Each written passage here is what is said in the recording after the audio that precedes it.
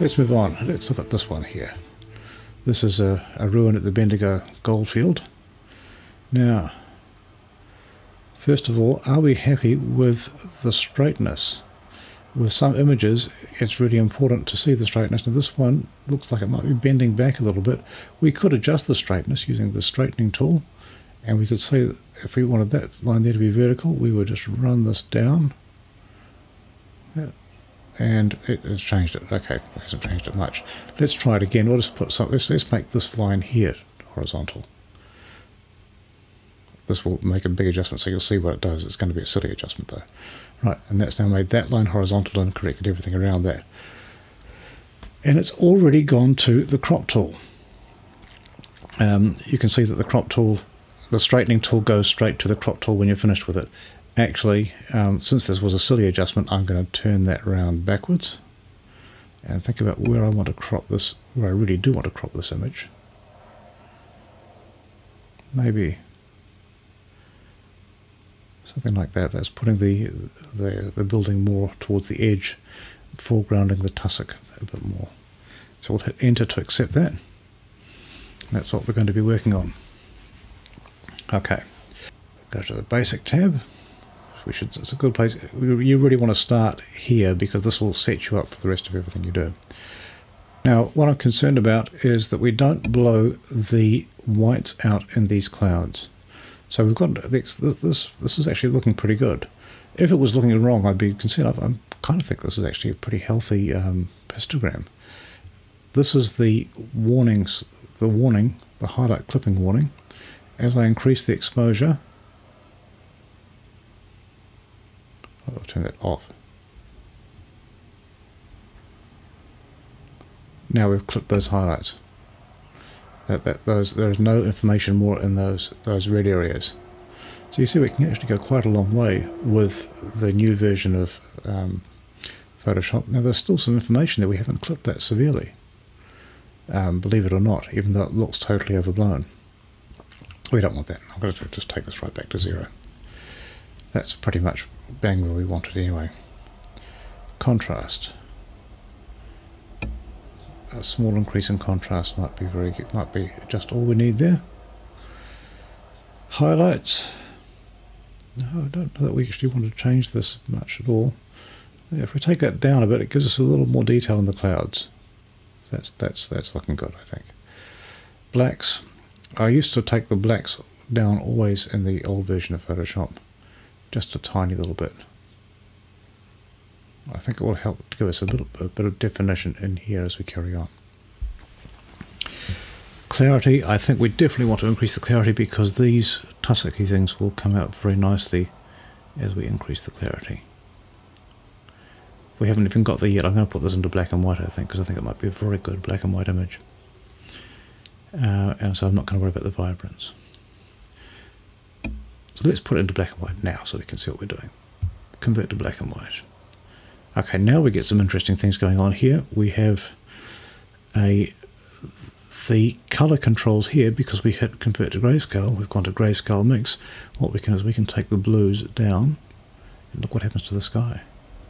If we take it down too far, we'll go to 100% so you can see it. And now let's look at the house. You see the halo that we have here around the edge? That's just from making too extreme an adjustment. Now in the old version of Camera Raw that would have been really, really, really bad, and now it's just a little bit bad. Let's take this back until that halo is not so bad.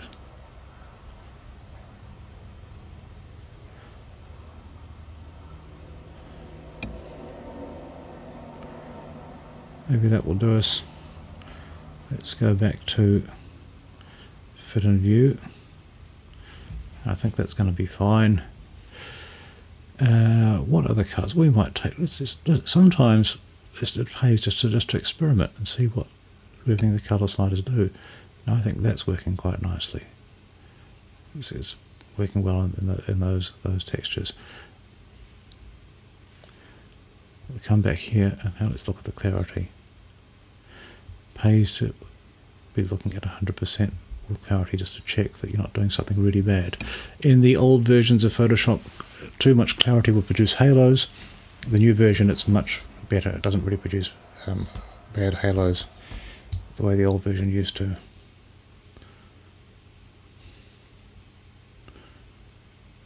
Right, okay. Fit in view. Now, we still don't really, what we really want to do is here we want to massage the textures to bring out the best of everything, and that's where we want to use the tone curve. On the basic tab, we set the basic image up. This is your fine-tuning adjustments, and this is a very powerful page. Let's start by taking the shadows down. The shadows here really means the blacks and the darks. So I've increased the contrast quite a lot. So better bring the lights up, otherwise I get a too dark an image. If we take this up too far, you see what's happening with the histogram here? It's becoming too steep, and we're losing detail in the clouds, and we've got too much contrast going on. So that needs to come down, if anything. At least no worse than what it was. Maybe we've taken that a bit too far. Now that's got a lot more richness and contrast in the image, yet we haven't blown out the clouds. That would be an important thing to look for. Let's add a vignette.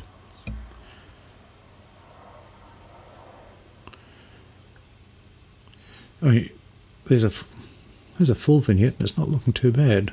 It's responding well to a vignette, this one, because there isn't much of interest around the edges, and I want to get these textures nice in here.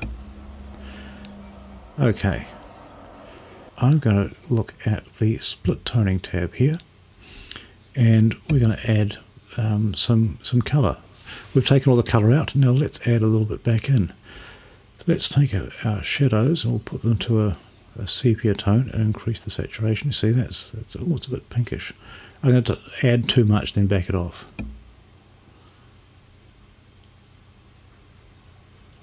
There we go, that's more of the colour. Now we'll back it off so it's not too strong. That gives us a nice sepia toned look. Now let's take the highlights and add a complementary colour, a different colour. Let's try a green and see it. I probably want more of a blue for that sky. And then the balance between them. So we could take that that's all favouring the highlights, and that's all favouring the shadows. And now we've got just a little bit of blue in those clouds and a little bit of brown here. Maybe it's a little bit too much blue. And a little too much, yeah, less is more often. I think that's starting to look quite nice. Right, so there we have our Bendigo Goldfields ruin done.